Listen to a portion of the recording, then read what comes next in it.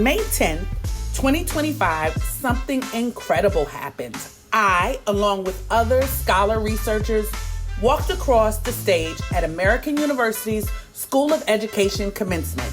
And in that sacred moment, I was hooded as Dr. Martina Van Noorden. What came next?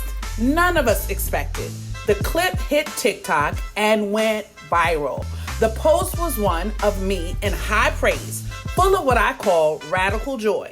The post read, "Whoever's aunt, sister, cousin this is, just want to tell her congratulations on her doctorate degree. I just know it was a long journey." That journey is a collective story of pain, sacrifice, faith, and healing with some of the most passionate, courageous, and brilliant minds. Momentum Conversations is where we share the backstory, the people, the purpose, and the power behind that unforgettable moment. So whether you're showing up with curiosity, courage, or just catching the vibe, I'm glad you're here.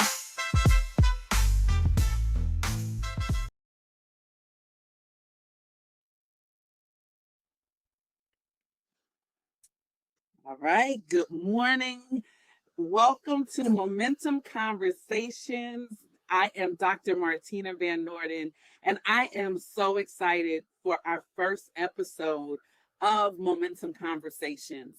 And this episode in particular is called Mothering the Academy. And so with that, I am super excited to invite with me in this space, in this room, three of the most amazing sister doctors that I have that are coming out of American University in 2025, graduating class of doctors in our anti-racist program. And we are here because we love each other and we love what we do. We love the work that we do. And so I invite you to come in, lean in, grab something to drink, get a snack, and just sit in the Momentum Conversation as Dr. Pamela Higgins-Harris, Dr. Darla Davenport-Powell, and Dr. Cassandra Edwards and I come together and talk about what we are experiencing after the afterglow of the graduation and of the commencement from our doctoral programs and just doing our research. And we just want to invite you into our conversation. So how are you all doing this morning? Really well, really well. So happy to be here. And the well, is a strong representation of what we usually say with how is our wellness. The context of my wellness is in the expansion of sisterhood in my spirit. I'm hoping we'll come back, even to that theme, because there's so much about that is growing and rebirthing. You're going to hear me reference that a lot because it's been stimulated so much. So short answer is well, in a special way. And I gave a little context because it really matters to me that in the moment, what does it mean for you to be doing well with my sisters? That's right. That's right. And so how about you, and Dr. Darla, Dr. Cassandra? I'm super fantastic. I'm super fantastic. I'm energized. I'm excited. And I just know more than anything else that this is indeed a divine moment. So I'm grateful. Yes. And Dr. Cassandra? I'm cool. Of course, I'm excited. Again, whenever you can, we have the opportunity to learn and feed off of each other's energy. I think it's a blessing within itself. So I'm excited for what is and what shall be. Absolutely. Well, I'm going to get us started with the first question. How are you doing?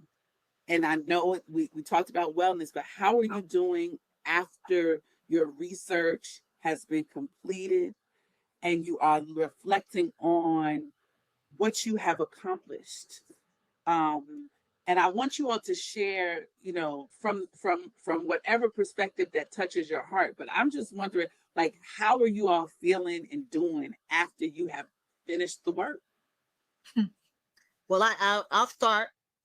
The work isn't finished. That process was going through the formalities of academia. For me, my research is lived experience. It's my life. So to say, I'm still living my truth. The pressures of academia are behind me. Now I can continue to do the work. In understanding that going through that process, I learned new terminologies, new terms. I learned some vocabulary. The reality of it is, how does it apply to my everyday life and influencing folk? So I think, the ongoing challenge is, how do we continue to walk in our fullness of our God-given abilities that God has bestowed upon us? Remember, my lens in coming in has never been, I went into the program thinking that I was going to become this big tenured professor. What I did was I came into the program knowing who I already was, and more so to prove to systems that I didn't necessarily need this piece of paper to be effective in my community, but I did need it to give me access as a Black woman in these societies. So I'm pretty much at the same place. Again, looking to feed off energy from all of you, to figure out, how do I actually go to the next level? But I don't know necessarily that I've arrived anywhere, because I was there when I started. That's good. That's good.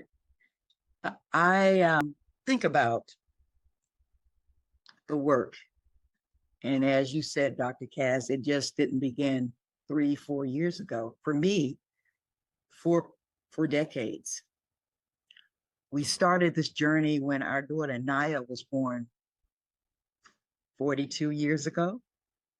And we went looking for, my husband and I, books and dolls and materials that would reinforce what we were teaching her. And we came up slim to none. So that started the journey of Here Comes Naya, where we started with a simple picture book, Here Comes Naya, an audio tape, the day in the life of a toddler, exploring her world with both parents there to guide her. And then it morphed into the Here Comes Naya doll, the first African-American doll to speak Swahili, English, and Spanish. And teachers got excited, so they would invite us into the classrooms. And we developed a whole workshop called The Wonderful World of Imagination, using what we had created to get children excited about reading, writing, publishing, and telling their own stories. So the work didn't just start 4 years ago. And it started even before that, because when I was a little girl, I used to look at Saturday morning cartoons, Captain Kangaroo, the Mickey Mouse Club, and Romper Room. They were my favorites.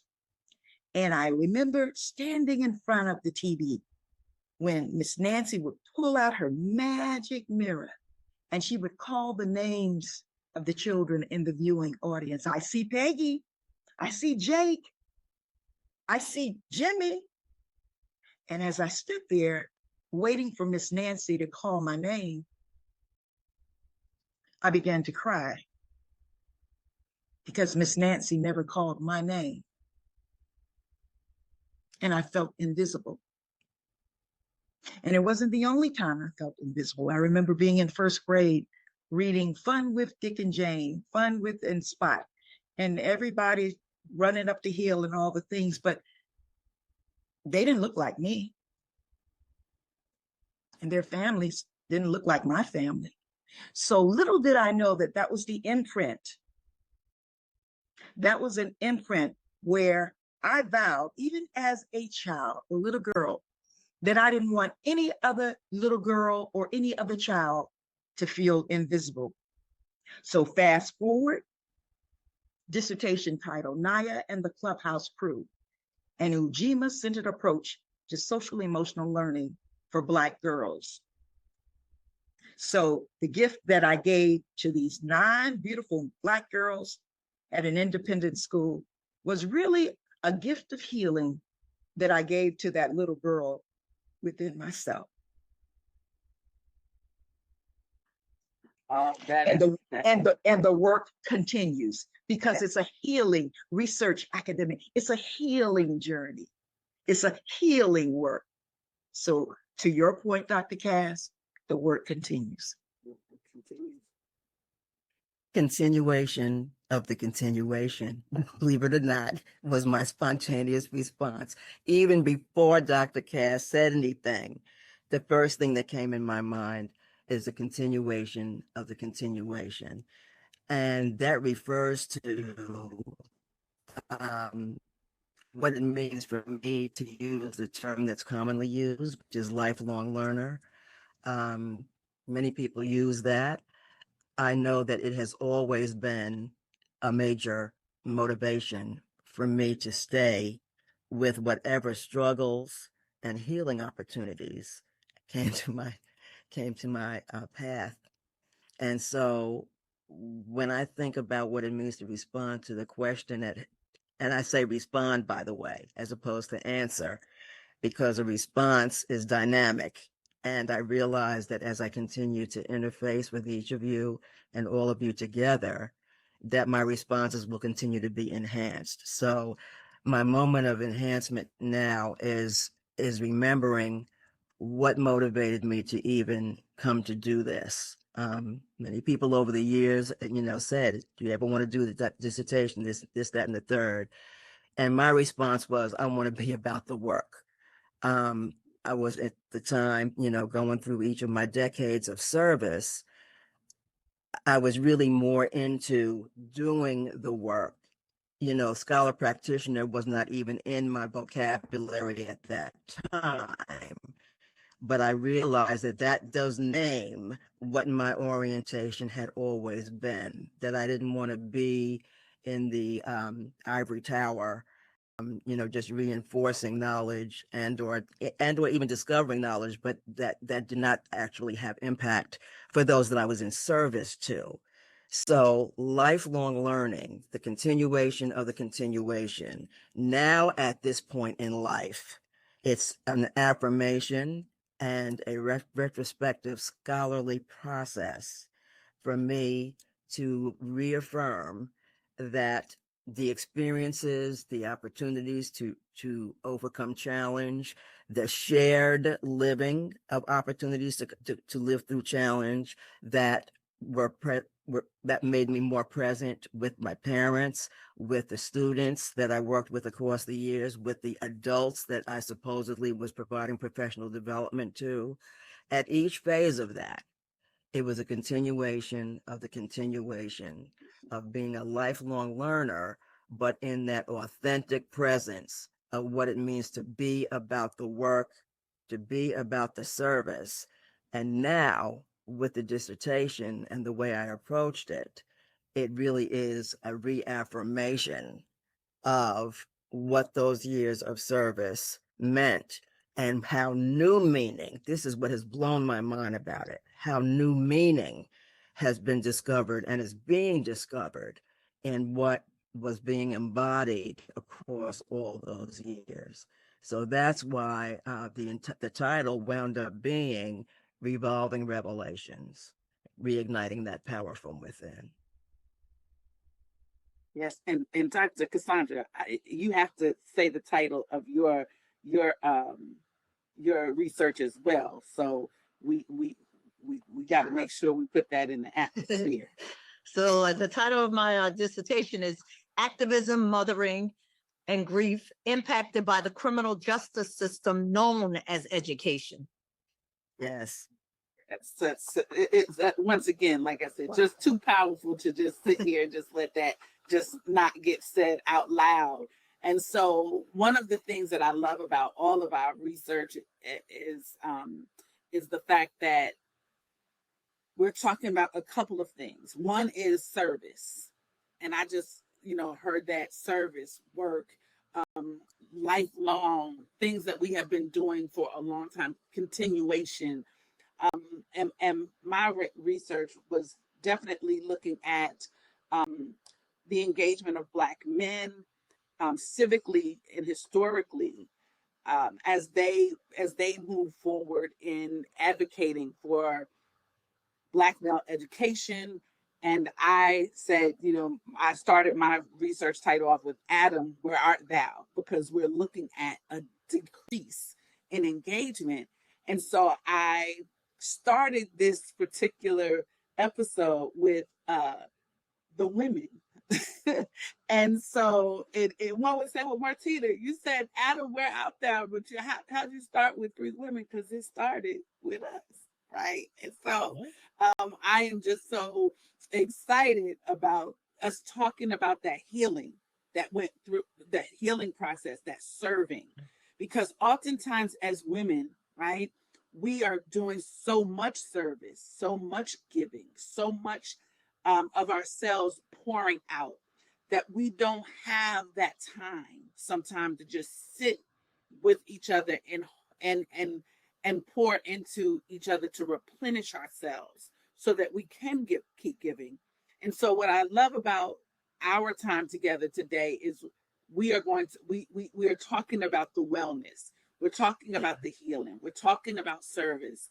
We're talking about the people that we love and the people that we're connected to. Dr. Darla, when you said about our children, all of that is going to come up in these conversations because we did not do this in isolation.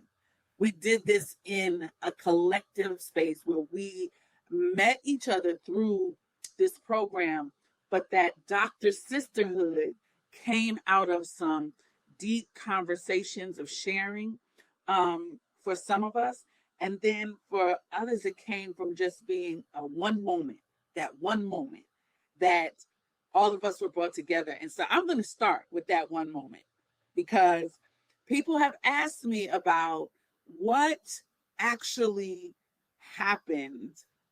I want to know the story. What happened before that moment for that commencement at American University, a primarily white institution? One would say it's not an HBCU.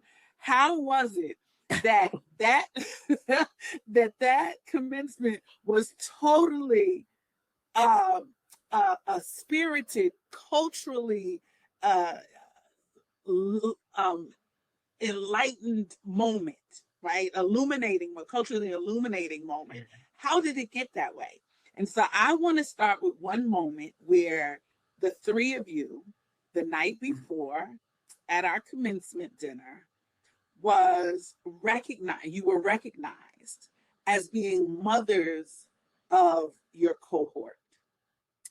And what people would think is that it was all one cohort, but it was three different cohorts that you all have come through at different times. And it was cohort 3, 5, and 7. And I think those are divine numbers anyway. So I just want to throw that out there. But 3, 5, and 7. So I want to go in that, let's talk about that moment. What happened? Enlighten people to what happened. Right. I'm revisiting in my mind's eye here. And I'm opening my eyes. Okay, Cassandra.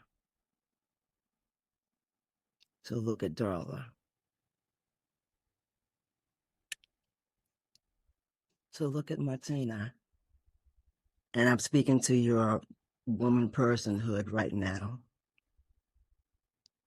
And how the theme that became one of the cross-cutting themes in my study, Sawabona, I see you in your truth. I see you in your essence. I see you in your familial legacy.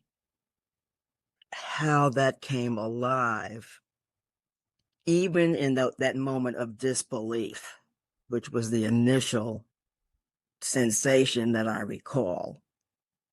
But I'm looking at sisters that I haven't shared physical space with until that night.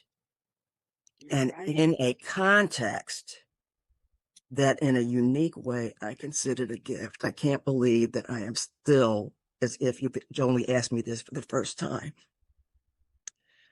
to walk up and embrace with my eyes and my spirit what we shared as observed by the person who conceived this meant the world to me. The expression, the voice that you hear right now will probably always be the same every time somebody asks me about that moment. That's how significant. The other dimension that will sustain itself because it's just so deeply true is to be included, embraced into motherhood. You have to understand, for me, given that with all God's blessings to me and Ty, merciful heaven, it so happens that biological parenthood was not one of them. And so in that same moment that I'm describing, the disbelief, then the reaffirmation of this is a context of Sawabona that I never knew that I would be able to have like this.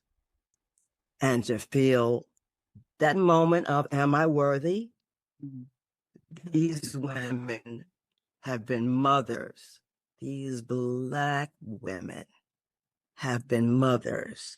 These Black sister women, in all their truth, essence, and legacy, have been mothers in a way that I have only known through my spirit, my connection with God, and the way that God has allowed me to give my maternal being in each context of life I've been in. So taking that embrace with y'all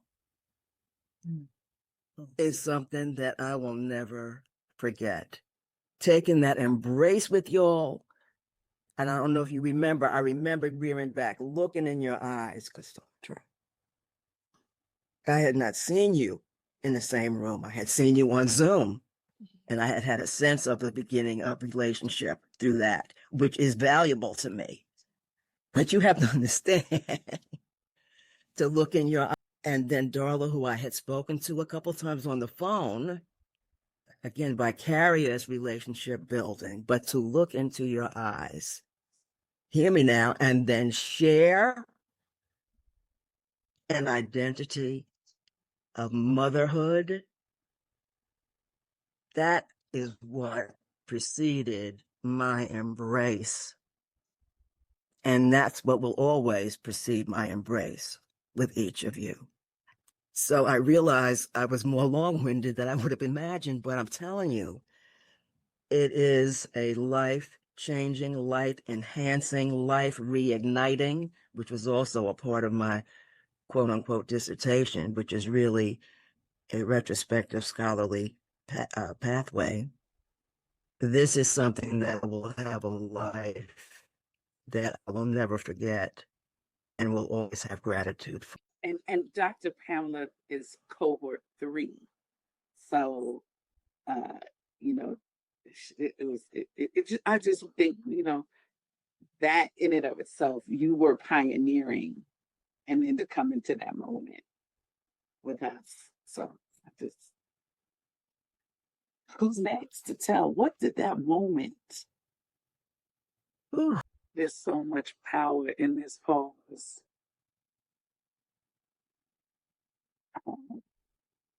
That I feel like I need to just share with the three of you what it meant for me. I was not necessarily standing there. But as I'm sitting here right now, and Dr. Pamela talked about looking in your eyes, I'm looking at the Zoom and the screens, and that was the extent to which we knew each other in the program. We were in an online program. And so you didn't have that embrace when you felt like you wanted to give someone a hug. You had to find the way to communicate through words, through conversation, through text messages, through writing, through chats, the connection. And that moment when the three of you all came together, you honored, you were the representation of the very source of my deep struggle during my dissertation. I was challenged on every side in my mothering places while going through and while writing and while being in my dissertation. And I was dealing with things with my youngest son, who I dedicated my dissertation to, because I do believe there is something that, about the thorn in your side, is that it produces something. And God says, I can't remove it because there's something I want to get out of you. Mm-hmm. And at that time, what he was going through and his emotions and health were constantly my thorn in the side.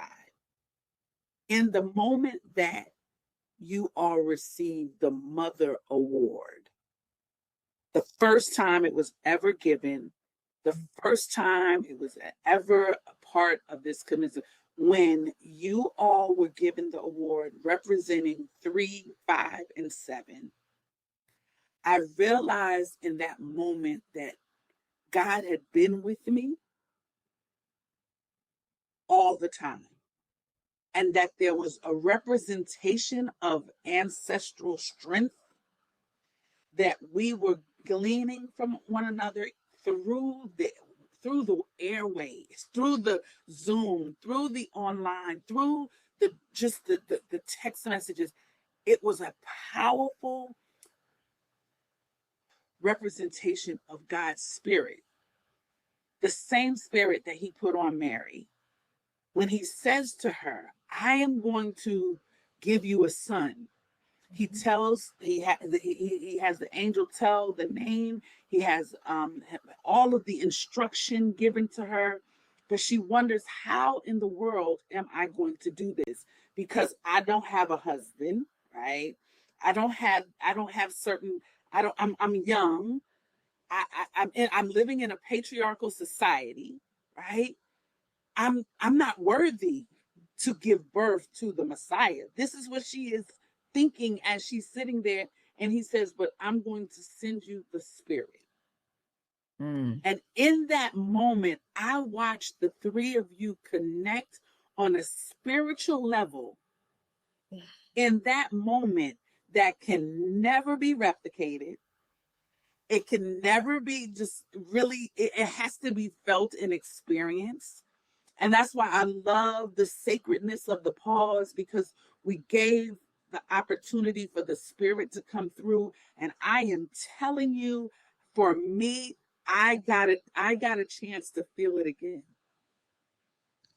I got a chance in this moment to see the three of you again in awe of what God was doing, in awe of this acknowledgement of motherhood that goes the spectrum of all of what you have spoken: biological, emotional, mental, spiritual, chosen. All of it. When it comes with a loss, right? You all represented all of that in that moment. And I was able in this moment to see it again. I watched the three of you again in complete awe, with the presence of that Spirit on you again. And so I am just grateful because I got a chance to see it twice. So I just am going to say to you, once again, you allowed me to be able to see motherhood And as we're talking about mothering the academy, it was here. It represented itself.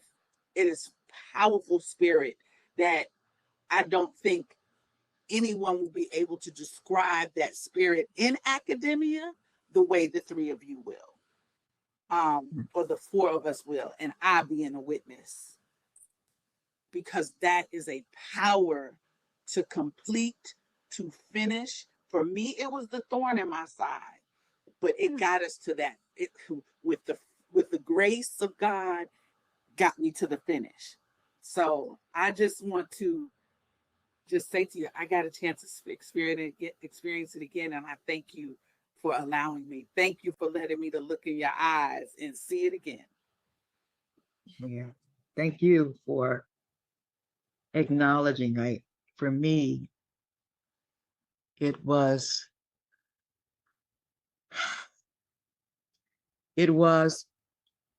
a legacy gift. We as Black women, we do what we do. We as mothers, we do what we do, without fanfare, we just do. And to be seen that night in the way that we were honored by Dr. Samantha Cohen, when she said, Pamela, Darla, and Cassandra, you have created and passed along traditions and values and love.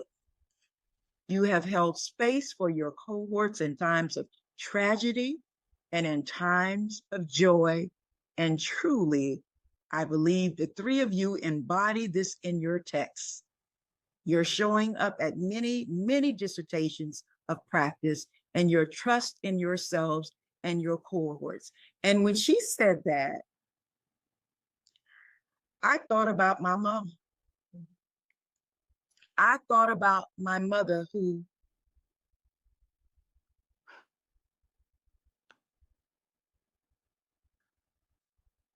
she was the embodiment of love. She was, and still is, because I'm speaking her name, Darla Davenport. An angel with skin. And to be standing there, I felt her. I not only felt her, I was her. I am her. And what a gift. A gift of legacy, and also a gift to my parents to say, you know what, we're advancing this thing. We're keeping it going. We're keeping the fire burning. We're going to keep on keeping on. That's what we're going to do. And to stand there with Dr. Cassandra and Dr. Pamela, I'm like, look at the company that I'm in. There were no words. There's still no words to be able to capture all that was being felt, all that was running through my mind. But if I had to put a word to it, it would be gratitude. Gratitude, grateful for the sacrifices of all the women who came before us and all the women who will come after us.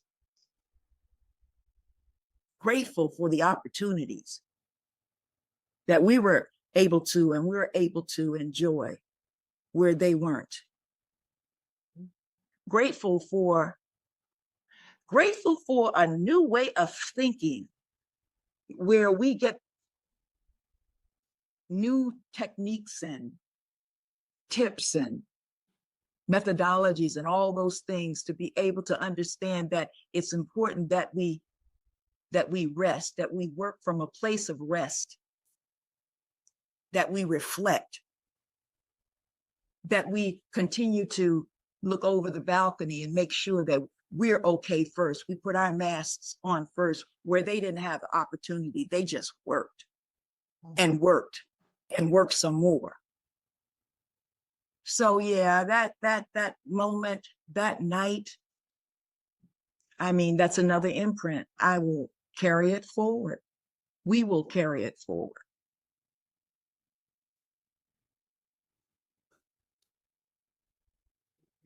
Absolutely. Absolutely. Oh, um, Dr. Darla, you said a word right there. But what really touched me is um, when my son said to me, he actually said to the nurse, and he said to her, she said, "Is it okay for us?" Because he's an adult. She asked him, "Is it okay for your mother to receive information about your health?" He said, "I am my mother." And so I want you to know when you just said that, I am her, that once again just resonated. It echoed. The reason we are doing this is out of that spirit to move forward. Um, our mothers, our mothering spirits. And so I know Dr. Cassandra has made this her life work when she said to me, and I asked her, "Okay, so what's going on with your topic?" She's like, "I'm doing mine on my lived experience, period." And it was non-negotiable. And she said, "I'm going to honor my son, and I don't know what methodology is going to be chosen, but that is non-negotiable. It is going to be based on my lived experience and honor my son." And I will remember those two things in that conversation forever. And you did it. So, Dr. Cassandra, I'm going to pass it to you, but that was non-negotiable. We didn't know how, but we knew what. Yeah, I think in honor of everything that has been said, um, a portion of my dissertation, when I started it, I wrote a letter to my mother. And as we reflected yesterday, my mother's name is Dorothy also. But there was a portion of it where I talked about being a motherless mother. I lost my mother at a very young age. Well, not young, but I was 19.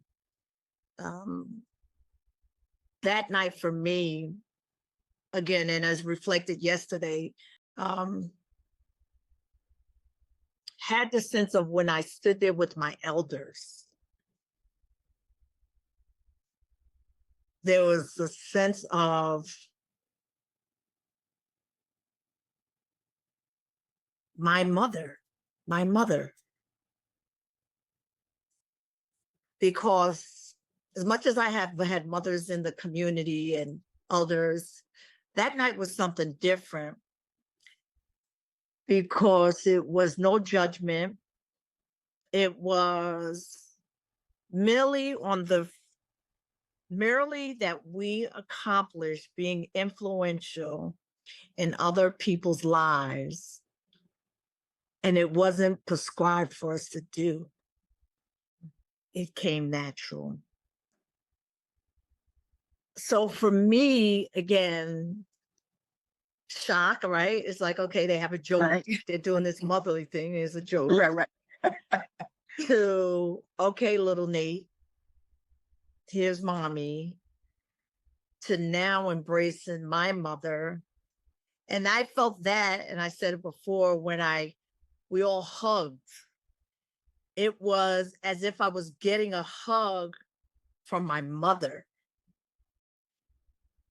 And that for me sealed the deal. And my spirit was saying, well, this is what I raised you to be, who I raised you to be. So for me, it's more sacred than formalities. They don't know what they did that night. Right. They have no clue. Dr. Cohen, as sweet as she is, she had no clue what she did from a spiritual realm. So for me, I think it, really goes where God entrusted all of us, 3, 5, and 7. the given responsibility to be influential in caring for his children. That part right there. That part right there. To then have an institution Come on. acknowledge the power of mothering, sealed it. Mm. And again, they still don't know what they did. And So- it is to be revealed. Yeah, I just think, you know, mothering, I say in my work, is a prescribed role, right? Activism is a prescribed role, right? Because these are things we have to do Yes. to care for our loved ones, Yes. whether biologically or spiritually. It's a prescribed role that we've been built for. So systemically, we're not surprised at the totality of the responsibility, but we met the charge and the we met the assignment. 3, 5, and 7 had an assignment to be mothering not only to the cohort members, but to the institution itself, to the staff members themselves. Because directly and indirectly, we had to play the role of provider, healer, comforter, and yet they did not even know. But we knew We knew. that our divine assignment has been clear to all of us. Yes. Yeah, is clear. So we knew. And so as we entered, we just carried out and continue to carry out that which was downloaded and given to us, you know? Mm-hmm. Absolutely. And I think you all asked me about how did I come up with the word momentum, right? Yes. Yes. And we talked about that. And I said the first letters in the word momentum are mom. And when you have the power of the mothering spirit behind you, it is going to push you into that divine place. Just like God knew that. That was his design. That's why he knew when he wanted to move humanity, he knew he had to go to a young woman in Mary and say, Mary, I have chosen you. You are highly favored to go through this process in order to bring forth Christ. And so when we are seeing it in that way, we're looking at it in that way, the momentum that we need in this, to love and to serve and to give, it is downloaded in that mom. That comes first. Yeah. It is that mom in us that moves. Dr. Pamela, it is your ability as right now, no anyone looking at this will not even understand the degree to which you have mothered the AU community since, what was the year, Dr. Pamela? 1968, that you walked on that campus as a young woman and then decided, wait a minute, I see Black students needing a place, needing a home, needing to be insulated, needed to be loved, needed to be protected. And in 1968, you walked on that campus and decided we're gonna start this Black Student Union, and we're gonna create space for now. You have to talk to us about, in reflection, does any of that play a part and make you feel anything? Because I am going to say, as Dr. Cassandra said, I truly feel like one of those babies. that landed on American University, and my experience was a healing experience because of what you did in 1968. That's right. We were able to come in, Dr. Cassandra and I, and Dr. Darla and I, we were able to come in, and we were able to come into the continuation of the continue, right? Picking up with you and saying, okay, that spirit is here. We didn't know what we were doing. And it was at the end when we learned, wait a minute, hold on, we are among greatness in this woman. And we just were humbled. I know Cassandra's just, I'm only saying we because I've heard this from Cassandra yesterday. We were just amazed that you were there with us. I mean, with us. You walked the stage with us. You finished with us. Come on. Because Alpha, you're talking about Alpha and Omega. You beginning, we're ending, we're finishing it, and we're sealing it, like Cassandra said, with this mothering spirit that now is planted. And it can only grow from here. It can only grow from here. No matter what policy, no matter what administration, no matter what happens, it's already planted. It's already there. It's already in the soil. You have enriched the soil because of where you were in 1968. And so I just have to ask you, like, what does that feel like? Like, how does that feel? And I know that's loaded because if I just gave you everything that I feel from my toes all the way up. Like, how does that feel for you to come in 2025? Fulfilled. And then to do research that now is going to outlive you and outlive us, that gives the power of what it means to tell your story and to be in the what does that feel like, Dr. Pamela?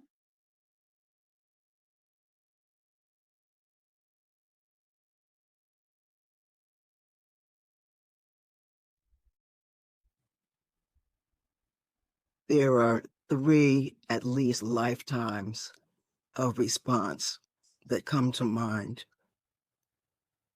with regard to what it means to me to be in your company, knowing that my first footsteps on American University's campus were 1968. I have to say first that Maya Angelou's quote, which I did reference in a part of the preface of my study, well, it's really a testimony. I never referred to it as a study. That's right. Is I come as one. And I want you to know I really mean this. I come as one, but truly, I stand as at least 10,000. I modified the phrasing a little bit there. And I'm saying it to you that way. And I'd like to continue with my reference to Sawabona, the way I have come to understand it in the context of interfacing with each of you, you know, in this culture of the doctoral program that we have created, that at 18 years old, I was not anywhere near the person that seems to be making a contribution to your qualities of life.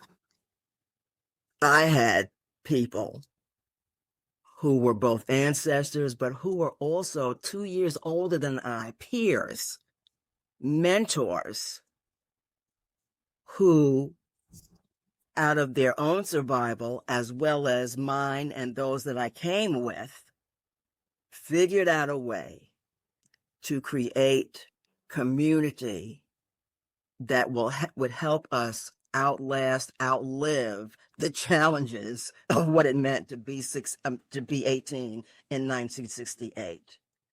I say that in the context of what was happening in the world.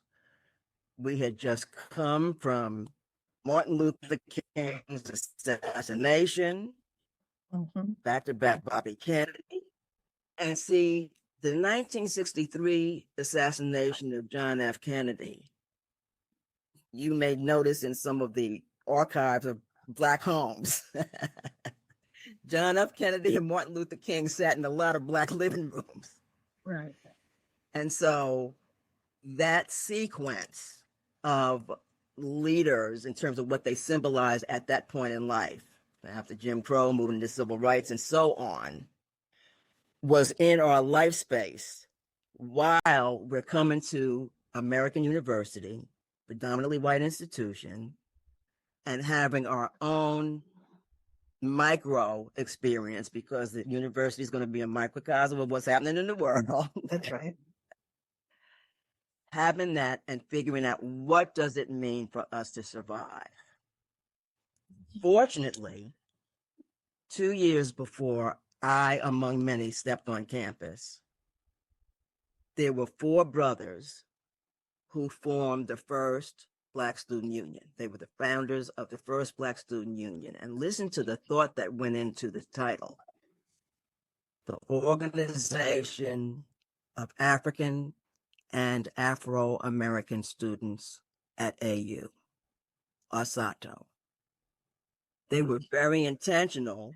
And again, understand, as powerful as they were at their 19, 20, 21-year-old selves, they had the insight to understand that the diaspora needed to be named in the inclusion of this institution. There were only 4 of them and a sprinkling, as far as we know, of Black students. But they established that institution on this white campus. 2 years later, 1968, it so happens that we had a pretty large number of African American students that came together. And so they handed us the baton. And as Ty says, reluctantly, we took it because we were trying to figure out who we were, just like they were, but we had to figure out, what does it mean for us to survive, to establish our sense of identity while we are evolving. Saying to you that I'm in the midst of all of this evolution. I had just come back from a senior year in Europe. I was an American field service student, and I represented my high school as the one that did the entire year in cultural immersion. The family that adopted me happened to be in Italy, Lake Como, Italy. And so, hear me, 1967, 68.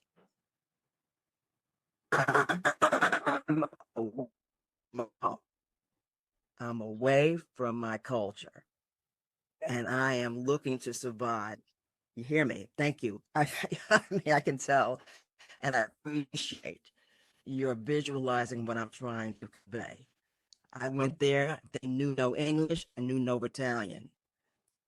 I grew up Presbyterian. They're Catholic. At the time, I was an only girl. Now I have 3 sisters. All of this while trying to figure out, what does it mean to maintain my identity while figuring out how to survive in a whole nother culture.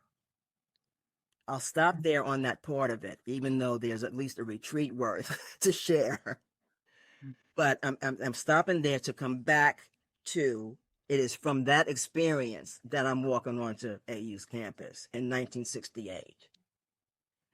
And to have been able to walk into a family that in some ways was inadvertently formed. Because again, Basato, founded by the 4 brothers, but again, as strong and brilliant as each of them were, and Cassandra, you had a chance to get a touch of a little bit of that generation of exchange. The other 4 people will be on that video that you helped to coordinate the original interview for. Okay.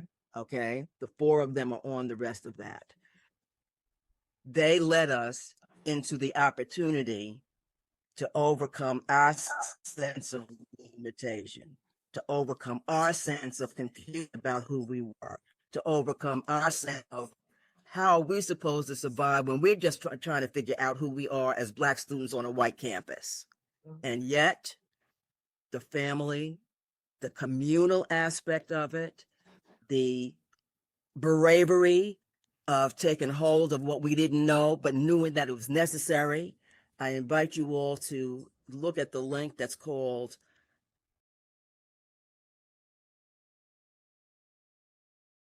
Say It Loud, that gives first-hand testimony from people from my generation that came on in 66, 68, so on.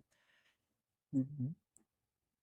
What we had to figure out so that you and I could be here to represent the 10,000, for you to be able to experience what you're saying that you experienced from me, and you have to know the reciprocity that I am experiencing from you. All of that is a byproduct of that family having been established, and hear me, sustained over 50 plus years. Later, I'll share pictures with you of original Osato members that are still a lived part of our family, and how others in generations that followed, even before each of you, if you will, have all been able to maintain that foundation of what was established through that Osato experience while we were on campus and since. So when you ask me how it feels, I feel overwhelmed with honor to represent 10,000. I give every hope that you will be able to meet and get to know those whom I'm representing. So that's my best response. I also noticed that when you're asking questions, Dr. Martina, it'll be interesting for me to consider what it will be like to answer or respond to these same questions in each of your presence as we move forward. Reciprocity is so key to what I'm experiencing right now. It is something that could not be denied or I mean, it held in my heart. And once again, it's all part of that moment where that was being shared with us after the fact. Like, I did not know that until that evening. So it wasn't, like I said, we had shared space before, but not like that in a Zoom space, but it was that night. And then to be in the room and in person, and to be able to just, like I said, have a different level of engagement and encounter with each other was just absolutely amazing. And so, Dr. Darla, I feel like you have something to share. I was thinking about, we were in the room where it happened. Right. Because here's the deal. 68, turbulent times. I mean, come on. You know, I mean, so much was going on in 1968. I was 11 years old. Civil rights movement. I mean, anti-war protests, all kinds of cultural upheavals. I mean, stuff was happening just like it's happening now, you know, and to hear you, Dr. Pamela, talk about walking onto that campus. You know, you weren't just entering higher education, you were entering a space where your spirit and your mind were expanding. You know, I'm just from a war zone from within. yes, and the spiritual awakening and to think that you all came before to water those spaces, those sacred spaces, where we entered, where your spirit was both challenged and renewed, And so I was thinking, okay, Cassandra, Dr. Cassandra, where were you in 1968? I was born in June 10th. Oh, I was just being born.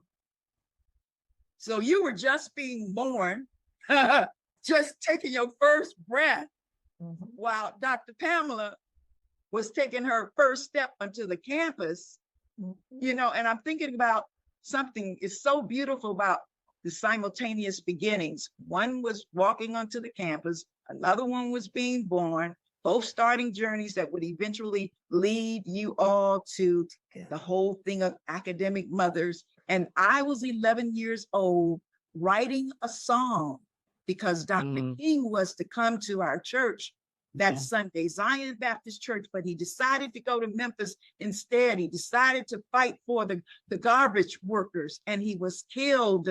And I remember that at 11 years old, and I remember penning the song called Stand Together. That's what came up for me. And the song says, the world is just a place for the devil. If peace and love live forever, if brothers and sisters love one another, what a great world this would be for each other. What a great world this would be for each other. Blacks and whites should live together. Color shouldn't be a thing that matters. A person is a person to me. So live in unity. Live in unity. And the song, Let Us Stand, Let Us Stand. We need Jesus in this land. That was 1968. Fast forward 2025. And Come on. Same place. Come on. Same place. Continues. Come on. Same place. Continues. And the work continues. In 1968, I was not even here yet. Cass, you were at least here. I wasn't even thought of yet. But I came 2 years later. So Dr. Pamela, I was the one that came 2 years later. I'm the 2 years later. As you came 2 years later after the brothers, right? So it's the 2 years later. Named after Dr. King, born on January 15th. And so, which is, like I said, the coming together of these intergenerational conversations, where it's full of information, but also full of inspiration for us to tell this next generation to keep moving and keep going. And what I'm excited about is the addition of some of our other cohort mates who are younger. That Dr. Cass was able to mother. It's fair that we will be bringing them into this space for them to share. But by the end of this, as we add people to these conversations, I find that there is going to be momentum around that unity, Dr. Darla. We are going to do this work in a way that honors all of our contributions, our pieces coming together, as we know that interrelationship, right, between us is not as distant as people think. We are very much connected. It is not this, we're so far. I don't even think it's, I used to hear about it being 6 degrees. I really don't think that's true. I really think it's about 2 or 3 degrees, but people don't realize the other degrees because they don't have enough time and sit in the conversations to actually hear it, right? So we might see the 6. You were there and I was there, but we don't come together to be able to say, wait a minute, if I talk to you and I really have a conversation, we find that we have more in common and more connection than we even can think. That is definitely what has happened here with this conversation. I just want to say there's so much more to come. There's so much more that we will talk about. But I think today we have really gotten to the heart of like, we are in a place where our world needs to hear our stories. Before people sit back, and this is my community organizer head, my hat being worn right now. Before we rush to do anything, it's first listen. First, sit back and listen. Having more listening sessions, taking more time, not rushing through meeting people and finding the gift in each other. We were online in a Zoom, and what we found is a bond and a connection that was created that makes us powerful if we give it time. If we acknowledge that we are in a present moment preparing the way for someone who is going to come afterwards. And it is essential that we spend that time figuring out what do I want my legacy to be in this moment. I know, Dr. Pamela, you didn't plan that in 1968. Dr. Darla, I know when you wrote down that song as an 11-year-old girl, you didn't, but here we are. And we're listening to you, and Dr. Cassandra and I are listening. You became the hug of her mother. How powerful is that? That was the degree for me. See, that was it for me. That graduation, that was it for That me. was the degree. Yes. That was it. And the next day was something extra, but that was it for me. That capped it. Speak about it. Captain. Because you spoke about the renaissance of the spirit, the renaissance Yes. of the spirit, the renaissance, the rebirth, the reawakening of the spirit of those who have come and those who have yet to come. And we stand here with the divine assignment to continue the work. You know, I have to, and I'm going to use a term that my 23-year-old nephew and my 49-year-old brother taught me last weekend when we called your name, Dr. Cassandra. They taught me I want a veggie back. That's piggyback. Okay, do you already know that? Is that New York? Anyway. No, you told us yesterday. Okay. So thank you. I'm getting used to the fact that that's a natural part of my vocabulary now. Mm-hmm. So my veggie back here, though, is something I don't want to miss. Dr. Cassandra, you talked about, I'll say the university not realizing what they did, okay, including what's been done for the institution for us to personify and embody the place of mothering in the institution. A revelation that came forth during my course of study is the fact that and I call it introspective scholarly testimonies, that's how I refer to my dissertation, and each of you has done so in your own unique context, is also a gift to research. But here, what I want to add to that context of being a gift to research, and this is something that I had real growing pains about. Instead of us updating our approach to study, the knowledge that we're accruing, everything that we're discovering through our process, being affirmed by research. That's what we usually do in that second knowledge review. Okay, what does the research say about such and such? We are giving research a reason to find validation in what our lived experiences and what our lived realities are. And so I really want to say that probably more than once. And you might not need it more than once the way I have needed it. But the discovery of that rather than feel like I had to come from deficit, how can I validate my work, my thinking, my my study, my approach, my this, that, and the third, seeking validation from research, we are really giving research an opportunity to validate itself in what we are conveying through our lived experiences, our retrospective, scholarly testimonies.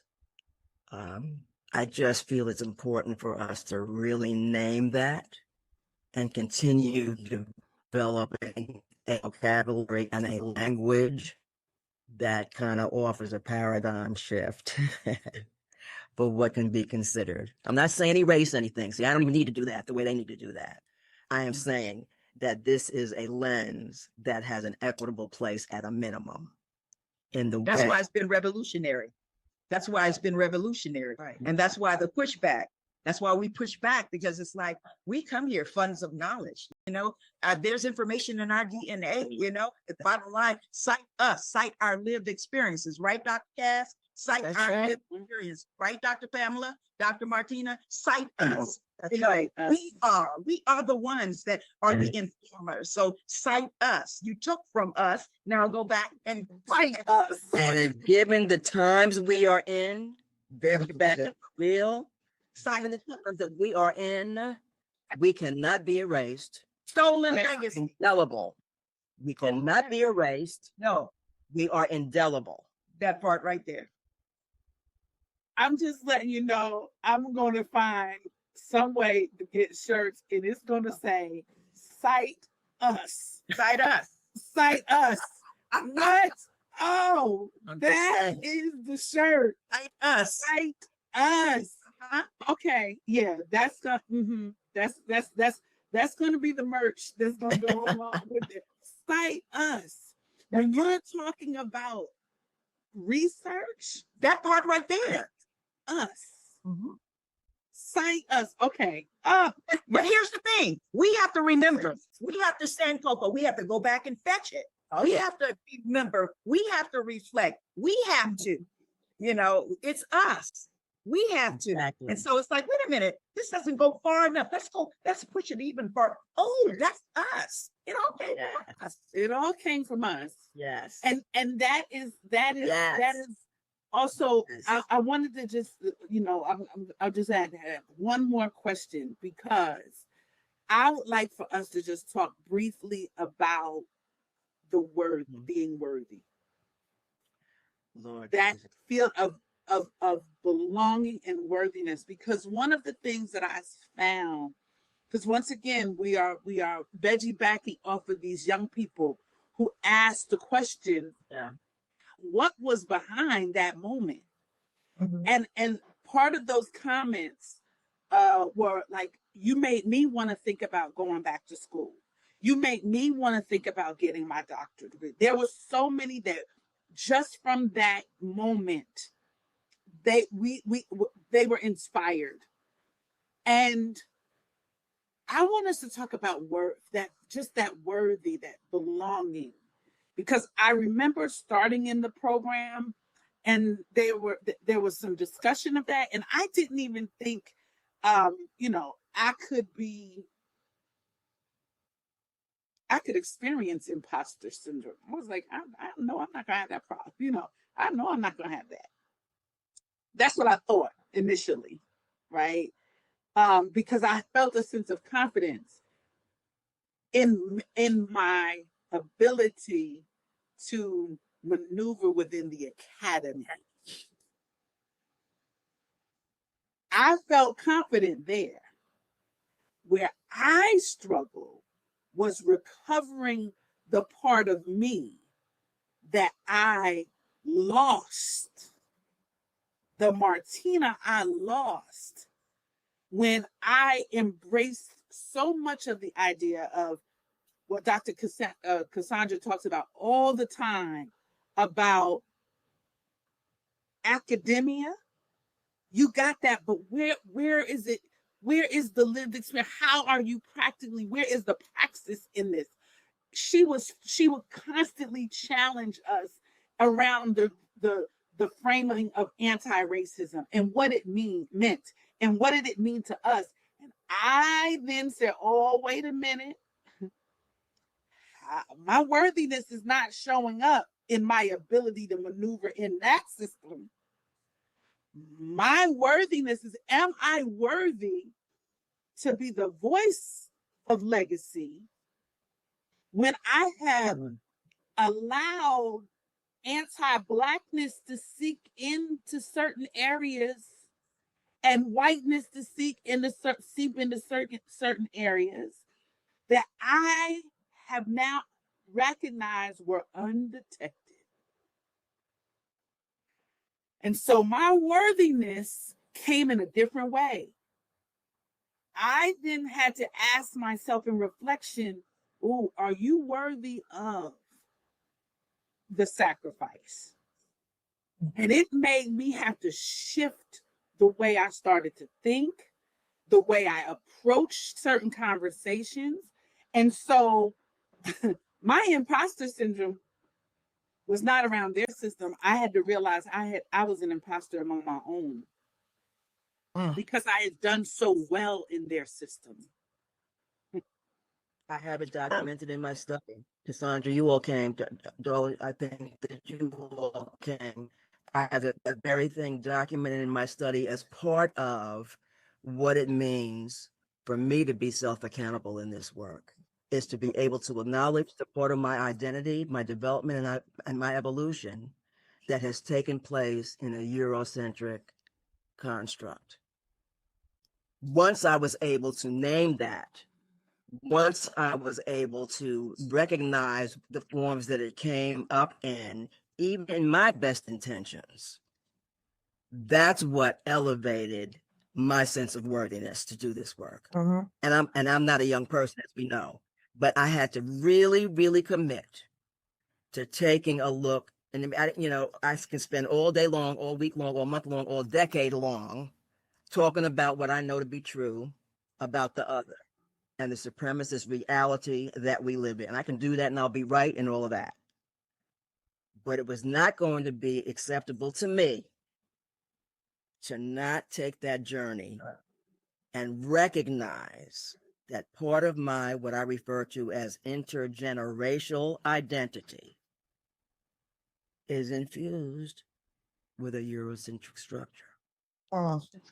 And it is only my being able to name that, to be able to recognize the contexts in which it showed itself in decades prior, even when I was doing excellent work, even though I'm even seeing the benefit taking place.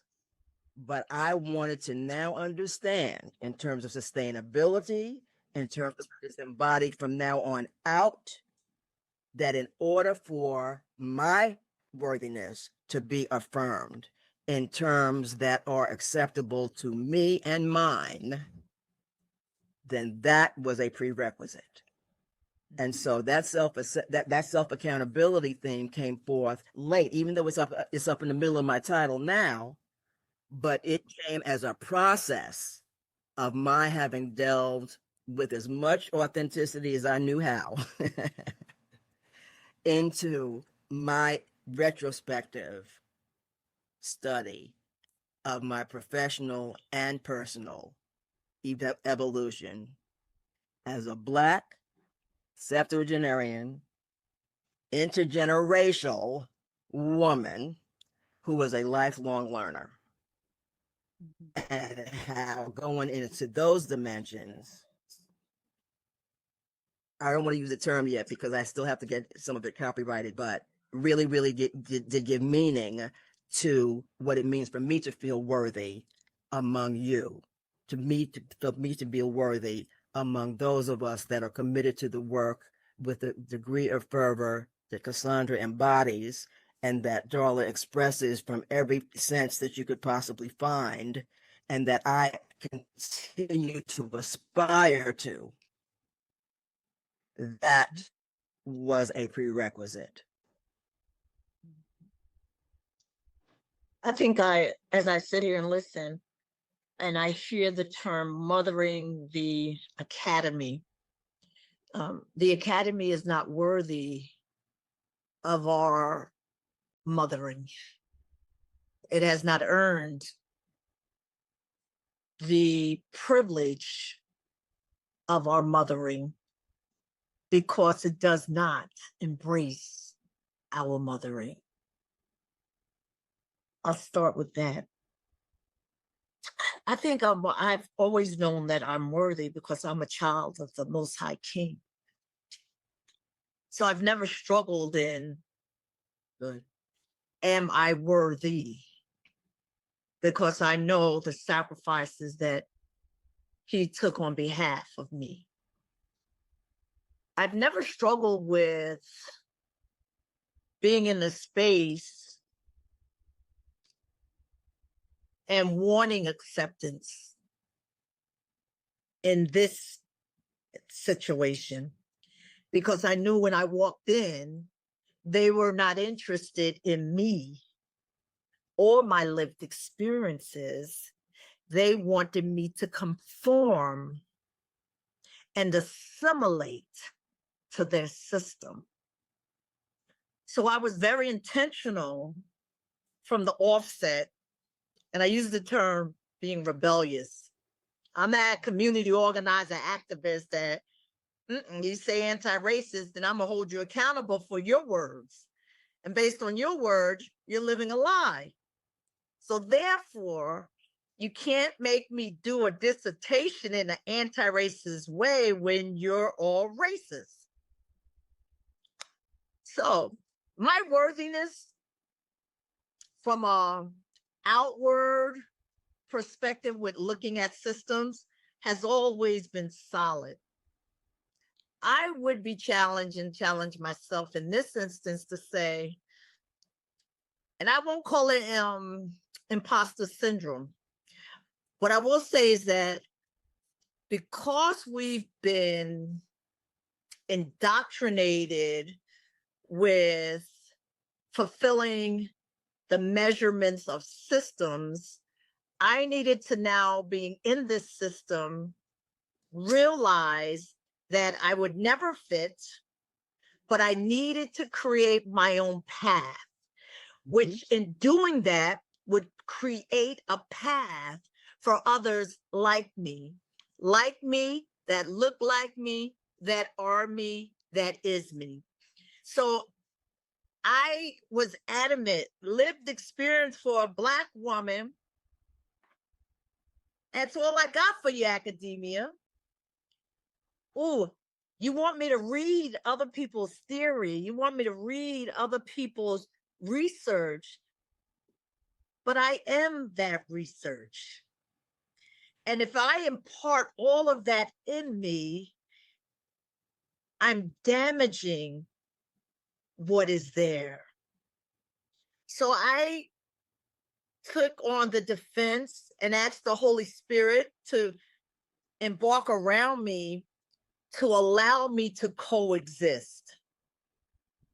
So my worthiness has always, and I think I'm answering the question, my worthiness has always been, I know I'm worthy. The inner struggle was, how do I embrace that worthiness and allow it to shine? Which had nothing to do with the system, but the internal being. And through this process in particular, as I meditate and process it even more, mothering was in my dissertation title. Yeah.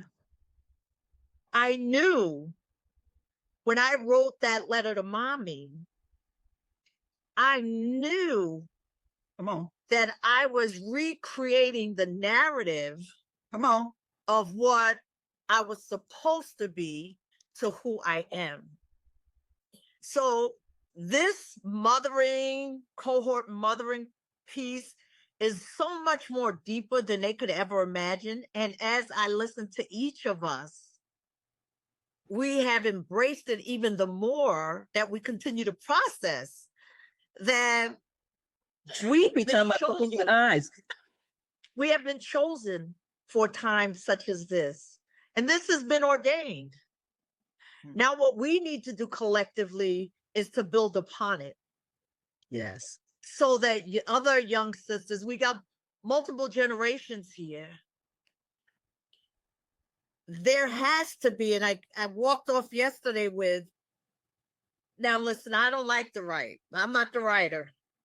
But we need to document this because, you know, the AERAs and all of these conferences, Yep. they need to hear this in the rawness of what it is and really be able to understand. They don't have to understand it, but they must learn to embrace it, because those coming behind us, all they will have